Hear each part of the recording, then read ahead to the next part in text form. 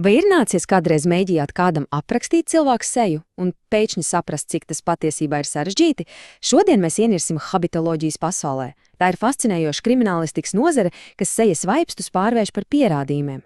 Tā ir gan zinātne, gan māksla, kas māca nolasīt stāstus, kas ierakstīti, burtiski katrā sejā. Šis Šerloka Holmsa citāts ir trāpījis tieši desmitniekā, kad runa ir par mūsu prātu. Tas ir apmēram tā, it kā mūsu atmiņas būtu tādi pieblīvēti bēniņi. Mēģināt atcerēties kāda seju ir kā mēģināt tumsā atrast vienu konkrētu kasti. Ir skaidrs, ka kaut kur tā ir, bet salikt kopā visu ainu, tas ir neticami grūti. Tātad vispirms jāsaprot, kāpēc mūsu atmiņa mūs tik bieži pieviļ, kad runa ir par sejām. Un tas nav tikai parasts aizmāšīgums, nē, tas ir sarežģīts neiroloģisks process, ko ietekmē desmitiem dažādu faktoru. Atšķirībā no video kameras, kas vienkārši fiksē visu, ko redz, mūsu smadzenes drīzāk ir kā tāds mākslinieks. Tās atlasa detaļas, kas konkrētajā brīdī šķiet svarīgas, bet pārējo to vienkārši aizpilda ar pieņēmumiem. Tieši tāpēc divi cilvēki, kas redzējuši vienu un to pašu seju, var to aprakstīt pilnīgi atšķirīgi. Piemēram, apgaismojums var radīt ēnas, kas pilnībā izmaina vaibustus, kaut ko izceļ vai tieši otrādi nomaskē. Stress liek fokusēties uz bīstamām detaļām, piemēram, ieroci, pilnībā ignorējot seju. Pat mūsu pašu garastāvoklis var iekrāsot atmiņas, padarot kādu seju draudīgāku vai draudzīgāku, nekā tā biju patiesībā. Labi, ir skaidrs, ka atmiņai nevienmēr var uzticēties, un tieši tāpēc kriminālistikā bija nepieciešama sistēma, kas šo subjektīvo pieeju aizstātu ar objektīvu metodoloģiju, un tā radās habitoloģija. Būtībā habitoloģija ir kā īpaša valoda seju aprakstīšanai. Tā vietā, lai teiktu liels deguns, eksperts izmanto precīzus terminus, lai aprakstītu tā formu, platumu, profilu. Tā ir sistemātiska pieeja, kas ļauj salīdzināt aprakstus un fotogrāfijas ar daudz lielāku precizitāti. Un visa šī identifikācija balstās uz tādiem kā 3 vaļiem.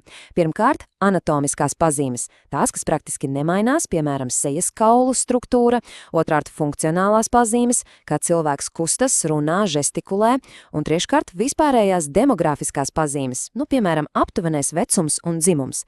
Viss kopā veido unikālu portretu. Labi. Tagad pie paša, manuprāt, aizraujošākā. Kā eksperti burtiski izjauc seju pa detaļām. Tas ir gandrīz kā detektīva darbs, kur katrs sīkums ir svarīgs pavadiens. Redziet, profesionālis neskatās uz seju kā uz vienu bildi. Viņa acīs tā ir mozaika, kas sastāv no deguna, acīm, lūpām, zoda. Katra no šīm daļām tiek analizēta un klasificēta pēc noteiktiem parametriem. Beigās izveidojas tāda kā detalizēta konkrētās sejas recepte. Un viss, protams, sākas ar pašu pamatu – kopējo sejas formu. Vai tā ir apaļa, ovāla, varbūt taisnstūrveida? Šis pamata siluets ir kā audekls, uz kura pēc tam tiek zīmētas visas pārējās detaļas. Tas ir pirmais un viens no svarīgākajiem soļiem identifikācijā.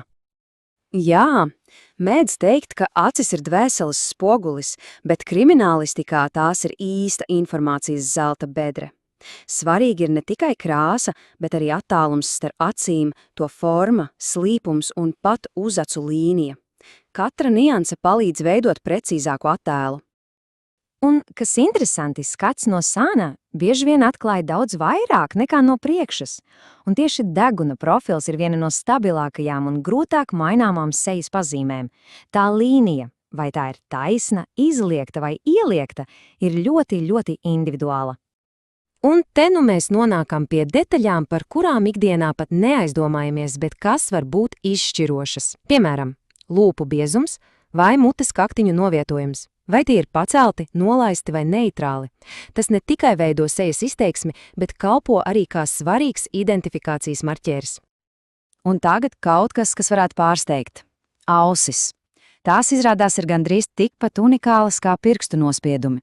To forma, gliemežnīcas raksts un pat veids, kā tās pieguļ galvai, tās ir ļoti individuālas pazīmes, kuras ir grūti noslēpt vai mainīt. Labi. Tātad esam sadalījuši seju pa detaļām, bet kā no šīs sāraksta, ovāla seja, zilas acis, taisns deguns, rodas portrets, ko kāds varētu atpazīt? Paskatīsimies, kā šī informācija pārtop reālā attēlā.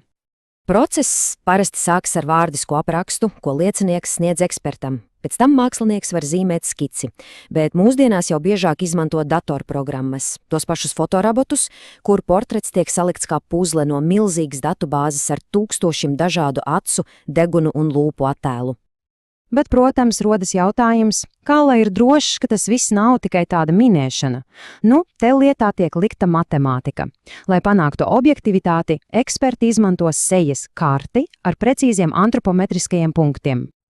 Var iedomāties šos punktus kā tādus atskaites punktus, kā zvaigznes sejas kartē, acu kaktiņi, degungals, lūpu gali. Savienojot tos, eksperti var precīzi izmērīt attālumus un leņķus, un tas ļauj salīdzināt divas fotogrāfijas nevis uz aci, bet gan ar matemātisku precizitāti. Un, ja ir pieejamas fotogrāfijas, tad ekspertiem ir divas galvenās metodes, kā tās salīdzināt. Viena ir savietošana, tas nozīmē, ka vienu attēlu caurspīdīgā veidā uzliek otram, lai redzētu, vai galvenie punkti sakrīt.